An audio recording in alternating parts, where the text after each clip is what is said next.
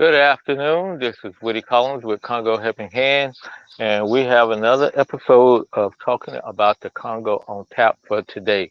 We will be talking about riches. How rich is Congo? How rich are the people in the Congo? What's going on about riches? And two, we're going to be talking a quick update on the uh, exams, the school exams for the people in the Congo who are graduating sixth grade to go to seventh grade, which is the elementary school to primary school, uh, uh, secondary school. And also, we're going to be talking about uh, what is going on with that. So, as I said, those are the topics for today. And my name is Woody Collins, and I'm with Congo Helping Hands. And one of the things that I have found since my first trip into the Congo is how poor are the people. However, at the time, I did not know the full story of what was going on in the Congo. And what's the full story is Congo is one of the richest countries in terms of mineral resources uh, and also natural resources in the world. Just heard that someone talking about Congo, and they said if everything lied below every people had everything that was below this ground level in Congo, it would be a fantastic nation because it's so mineral rich.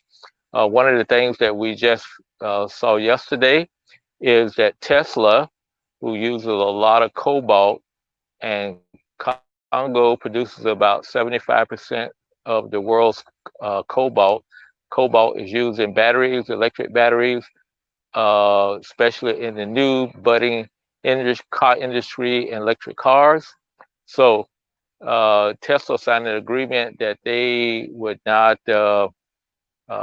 join a group that was supporting the artisans miners, and those are the miners of free will people going out working in their mines and not the big industrial mines that's done by companies and stuff like that. A lot of the cobalt is still mined by individuals. You pick up a shovel and you go start digging in it. You get typically you talk to the chief to get say I want to go dig out of here, and the chief will let you go dig, and you could come up with cobalt, and not knowing what the current prices are, but I'm sure it's still pretty high. So, Congo is not only has the cobalt, but it has lumber, and we talked about the logging industry and the Chinese pulling all the trees out of the Congo Basin and how that's going to affect our climate and everything because we need those trees to cleanse the air. And then they also have gold and diamonds and all those natural resources. However, the people are dirt poor. So that's kind of one of the reasons why when I first went to the Congo, I decided to go back again because I think if they ever solve that problem of the minerals and nobody is disappearing and nobody is getting, uh, let's say, making benefit from it, and so the people are not getting different things like hospitals, schools, and all this stuff as a result of all this mineral wealth that they have and natural resources that they have, uh, they're going to still be poor.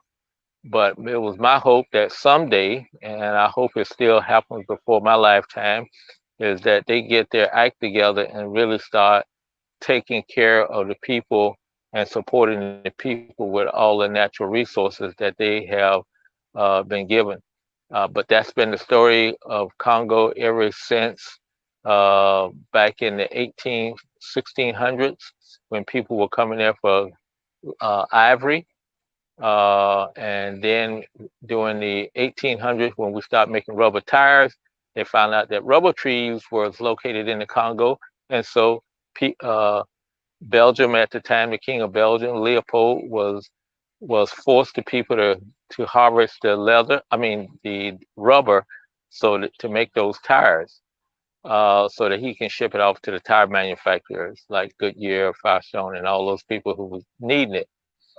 So, uh, and another point that made me stick around Congo is that the Presbyterian Church put out a pamphlet back in the early 2000s that says our riches have made us poor, and that is very much true even today.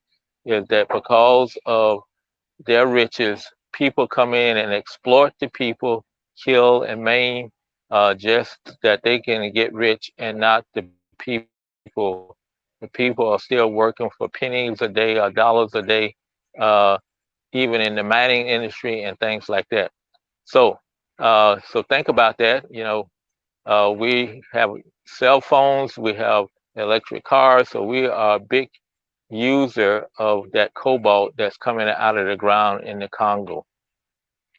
The last item I want to talk about is some of the difficulties, mostly all the areas saying it was difficult. And one of the primary things that they talked about and the difficulties was how to keep the social distancing during the exams, because the classrooms don't have that many benches or don't even have benches suitable.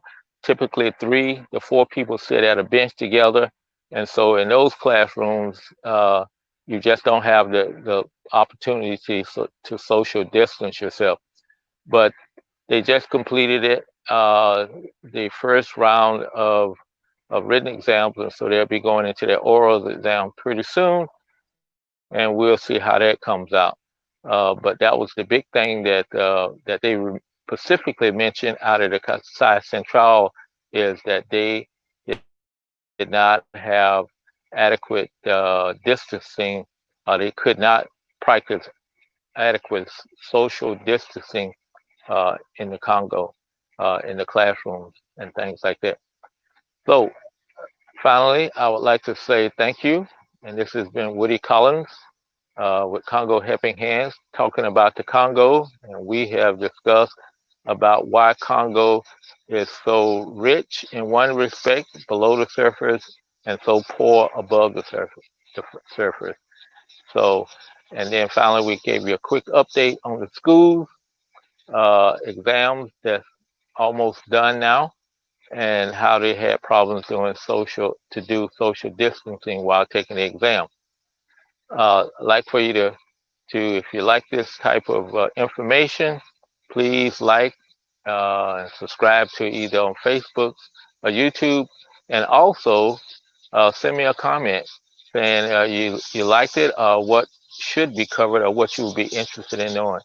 We thank you very much, and we will get out of here for today.